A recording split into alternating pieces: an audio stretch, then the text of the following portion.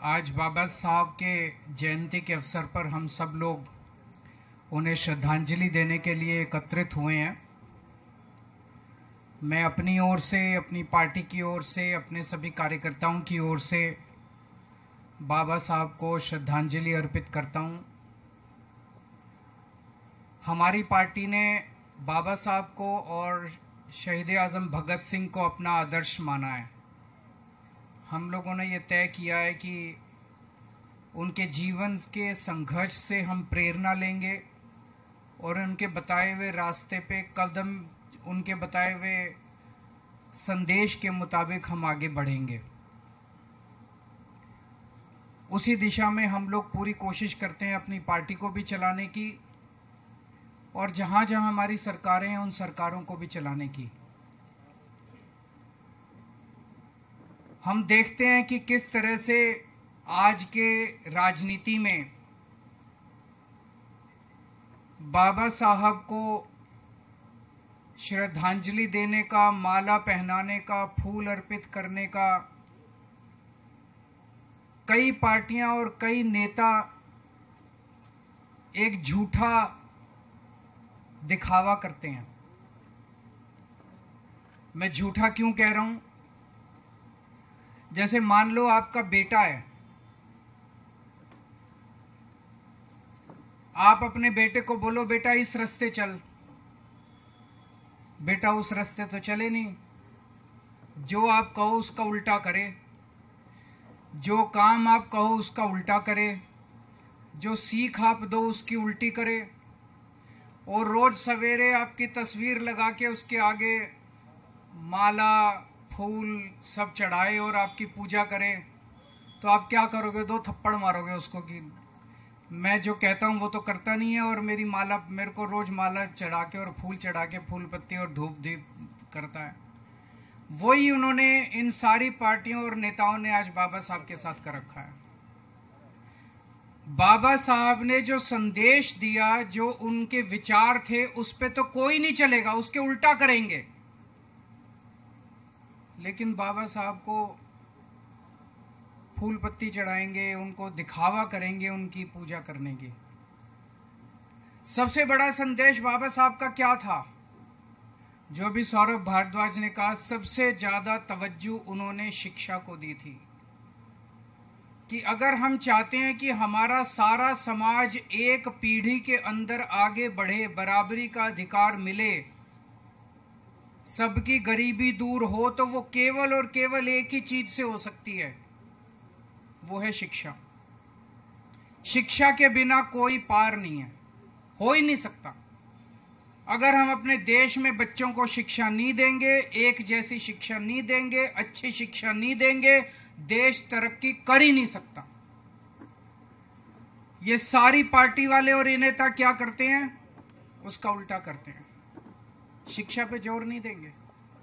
और अब जो दिल्ली के अंदर चल रहा है, ये तो बेहद दुखद है जो कुछ भी चल रहा है।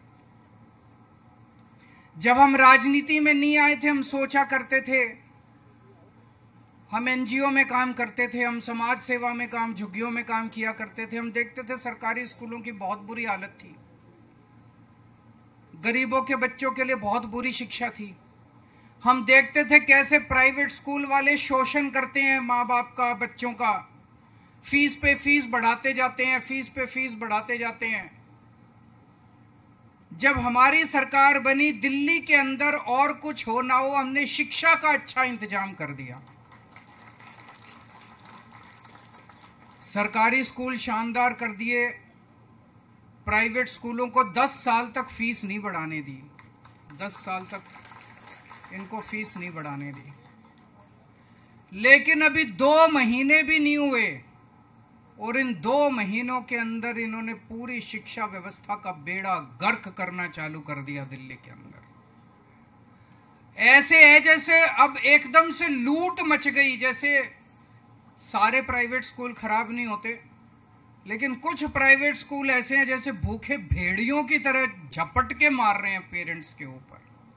जो सोशल मीडिया पे देख रहे हैं, बच्चों को लाइब्रेरी के अंदर बंद कर दिया जाता है, बच्चों को क्लास अटेंड नहीं करने देते, बच्चों के ऊपर जिस तरह से तानाशाही बर्ताव किया जा रहा है, कि फीस नहीं दोगे तो ये कर देंगे, वो कर देंगे, अनाप शनाप फीस।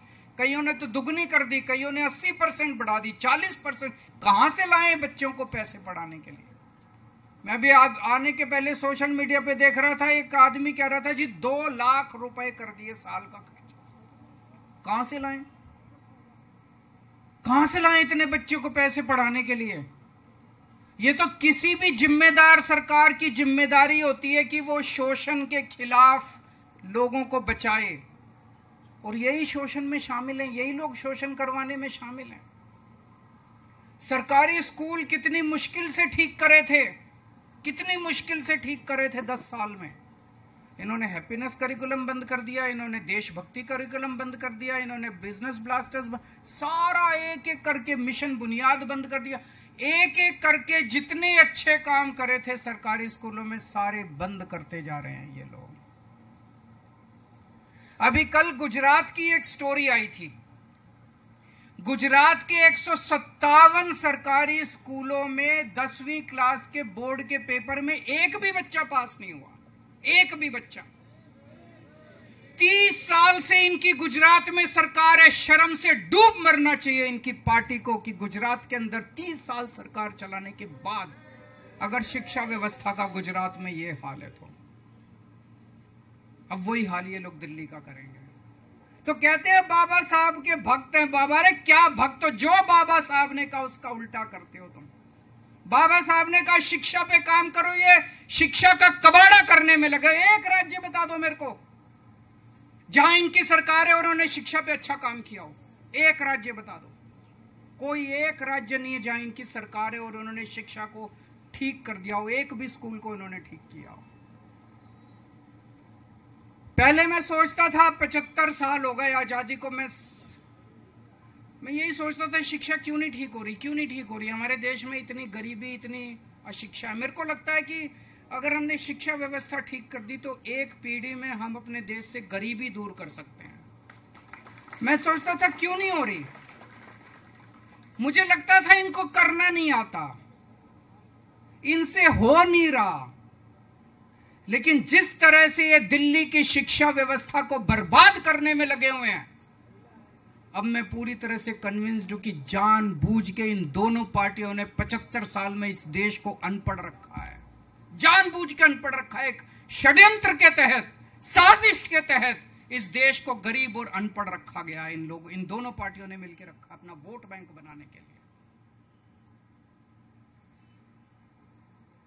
इनको बाबा साहब से कोई प्यार नहीं है, ये कोई बाबा साहब की इज्जत नहीं करते। मजबूरी है कि बाबा साहब को इज्जत देने का दिखावा करना पड़ता है। और क्या मजबूरी है? वोट चाहिए इनको, एससी समाज के वोट चाहिए, इसलिए दिखावा करना पड़ता है इनको बाबा साहब की पूजा करने का, बाबा साहब की इज्जत देने का। बाबा साहब अंबेडकर ने जब संविधान सभा के अंदर, कॉन्स्टिट्यूशन असेंबली के अंदर जब डिबेट चल रहा था, उस वक्त बड़ा कड़क बहस हुई थी कॉन्स्टिट्यूएंट असेंबली में।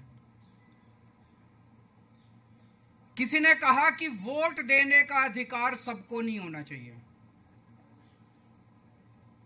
किसी ने कहा कि अनपढ़ लोगों को वोट देने का अधिकार नहीं होना चाहिए, गरीब लोगों को वोट देने का अधिकार नहीं होना चाहिए। यह प्रस्ताव आया केवल पढ़े लिखे लोगों को या इनकम टैक्स देने वाले लोगों को ही वोट देने का अधिकार होना चाहिए।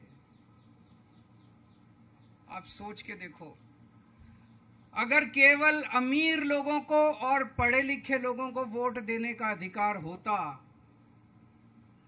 तो आज हमारे देश के अंदर गरीबों का क्या हाल होता और दलितों का क्या हाल होता और पिछड़ों का क्या हाल होता। ये तो नोच के जीने नहीं देते, ये लोग सांस नहीं लेने देते, पानी नहीं पीने देते आप लोगों को। अगर ये बाबा साहब लड़े थे संविधान सभा के अंदर, बोले नहीं, हर व्यक्ति को एक वोट का अधिकार होगा, एक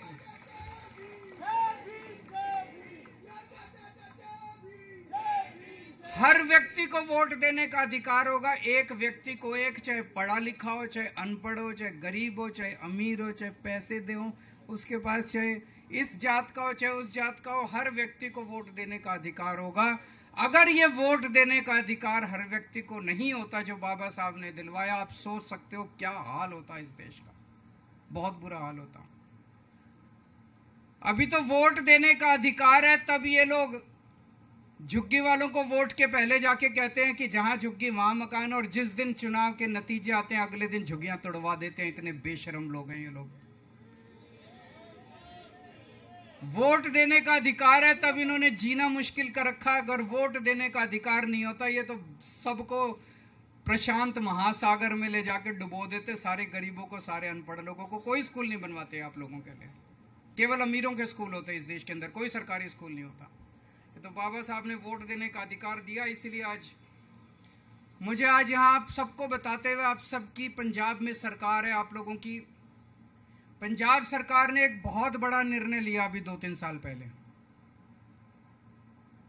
पूरे देश में कश्मीर से कन्याकुमारी तक और गुजरात से आसाम तक केवल एक राज्य है पंजाब, जहां पे वकीलों का, जो सरकारी वकीलों का पैनल बनता है, उसमें भी रिजर्वेशन दिया गया है।